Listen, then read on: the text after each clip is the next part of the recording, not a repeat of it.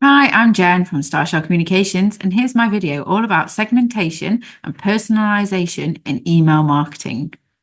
How often do you get an email that starts with Dear Customer and think, wow, this was written just for me? Probably not, right? So that's why today we're going to be diving into segmentation and personalization in email marketing. If you want your emails to stand out in crowded inbox, these two strategies are non-negotiable. I'll show you how to deliver the right message to the right people at the right time without it feeling robotic. By the end of this video, you'll know exactly how to connect with your audience in a way that drives engagements and boosts conversions. So let's get started. First of all, why does segmentation and personalization matter? The short answer is it turns mass marketing into meaningful conversations. The longer answer is that segmented email campaigns can generate over 50% more clicks than non-segmented ones. And emails with personalized subject lines are 26% more likely to be opened. Why? Because people respond to messages that feel relevant to them. It's like talking directly to somebody versus shouting into a crowd. So let's break down how to get personal with your audience. So step one is to start with segmentation. Segmentation means dividing your email list into smaller groups based on things like interests, behaviors, or demographics. For example, my list is segmented by people who've just subscribed to me, or maybe they've downloaded my free lead magnet, or perhaps they're local to me.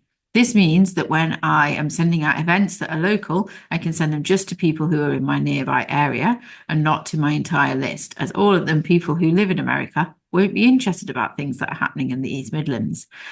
It's also a good way to segment your list by if they are engaged or inactive subscribers.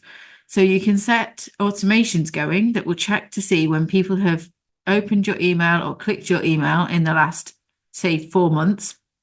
And if they haven't, then you can segment them out into a separate list and send them a re-engagement email, seeing if they still want to be on your email list or if they've had enough of you and want to be removed. Removing subscribers sounds scary, but it's not a bad thing. It means that people are removed from your list who aren't opening your emails and are never going to be your customer. This means that your open rate and your click-through rate will increase, which will help with your deliverability within the spam filters with the email giants. As more people are opening your emails, they know this and they can see that you're more interesting to people. So as step two, one of the most important things to do is to start by collecting the right data. So when people join your email list, you can ask for their name, location, or primary goal, or whatever the reasons are you want to segment the list. I would recommend in the first place asking for as little detail as possible, as it can sometimes put people off signing up to your list. However, once they're on your list, you can always send them another email asking them to update where they are so as that you can send them relevant information. Or you could always put a little poll in your email that asks them if they're interested in different aspects of the business. That way that you can track them and add them to the right list to segment them and send them the right emails. You can also use behavior tracking. So if you were to set up your links as trigger links, so when somebody clicks them, it triggers an action, usually by adding a tag to their name. This will then set them off and give them a different thing. So if, for instance, you're selling products that are spreadsheets and somebody clicks a link to view the spreadsheets, then you know they may be interested in them and you can send them further campaigns about spreadsheets. But remember not to overdo it when they're signing up. If it's as easy as possible, the better. You can always get the more information over time. So step three is to personalize your email.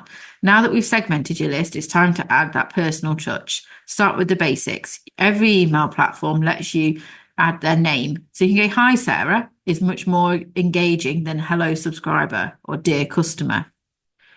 If you can tailor the recommendations when sending the relevant emails. So you could say, based on your interest in email marketing, you'll love this new resource of mine. That means that you're paying attention to what it is that they like to do, and you're sending them relevant information, which they're more likely to use. You can take it a step further by saying things like, thanks for downloading the free guide, or changing the subject lines to say, Sarah, are you ready to master your next campaign? By adding their name into the subject lines, it grabs their attention, and it's about making the entire email feel relevant to them.